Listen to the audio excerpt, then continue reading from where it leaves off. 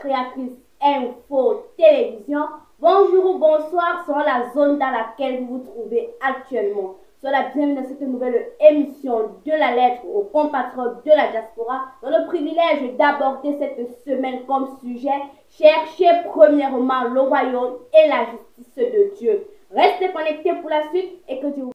Lettre aux compatriotes de la diaspora. Titre: cherchez premièrement le royaume et la justice de Dieu. Chers diasporiens du Seigneur Jésus, Shalom.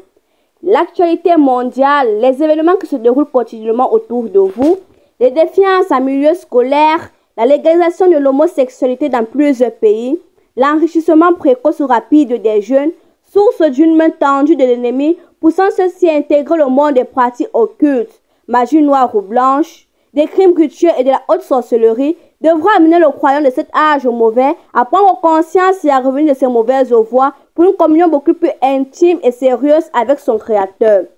La Bible dit: cherchez premièrement le royaume et la justice de Dieu, et toutes ces choses vous seront données par-dessus. Matthieu chapitre 6 du verset 33. Bien-aimés, plusieurs s'appesantissent encore sur le manger et le boire, sur les luttes des promotions dans les lieux de service, sur les voyages à l'étranger, et sur comment être beaucoup plus vu que son frère ou sa sœur, sur comment s'emmagasiner beaucoup plus de richesses du monde. Ce qui n'est pas forcément un signe externe que le Seigneur approuve vos voies, car comme Jacob était béni par Dieu et possédait beaucoup de richesses, son frère Ésaü l'était aussi.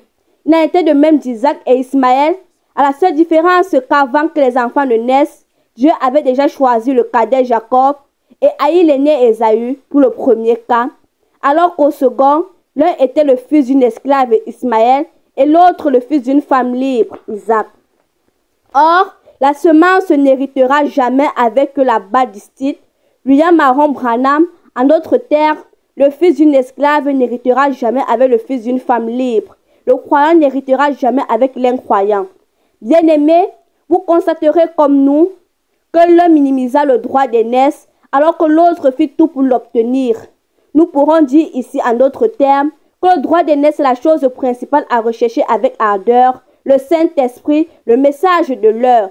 Chaque fils ou fille de Dieu devra tout faire pour l'avoir, pour le recevoir. Chaque véritable fils de Dieu comme Moïse devra avoir une expérience du buisson ardent avec son Dieu, ce qui poussera chacun de vous à avoir un canyon sabino, un lieu secret où vous irez de temps à autre afin d'avoir une expérience personnelle avec le surnaturel, et cela ne s'obtient que lorsque vous êtes poussé à bout. Mon frère, ma soeur, les soucis de la vie ne doivent pas vous amener à oublier la chose principale. Les disciples, bien qu'ayant marché avec Jésus, furent obligés de s'enfermer dans une pièce afin de recevoir la promesse que le Seigneur leur avait faite, le baptême du Saint-Esprit. Bien que morts, ils ressusciteront au son de la trompette. Avant nous, les vivants, ensuite, nous tous irons à la rencontre du Seigneur dans les airs. L'enlèvement. La Bible dit: Enoch marcha avec Dieu, puis il ne fut plus, parce que Dieu le prit. Genèse chapitre 5 du verset 24. Mais avant qu'il ne soit enlevé, il reçut le témoignage qu'il était agréable à Dieu. Vous devez vous aussi avoir un témoignage, bien-aimé, que vous êtes agréable de par les actes que vous posez tous les jours. Vous devez donc regarder toutes ces choses, l'argent, l'honneur, la popularité, les plaisirs du monde comme de la boue. Comme Saint Paul, c'est ainsi que vous serez précieux devant votre Dieu et vous scellera par son esprit pour toute l'éternité. À la prochaine lettre, s'il plaît à Dieu. Nous voici parvenus au terme de cette émission de la lettre aux compatriotes de la diaspora. J'espère que vous avez aimé. C'était la sœur Sidoine Mavouer depuis la ville de Turbigo en Italie. Rendez-vous la semaine prochaine et que Dieu vous bénisse.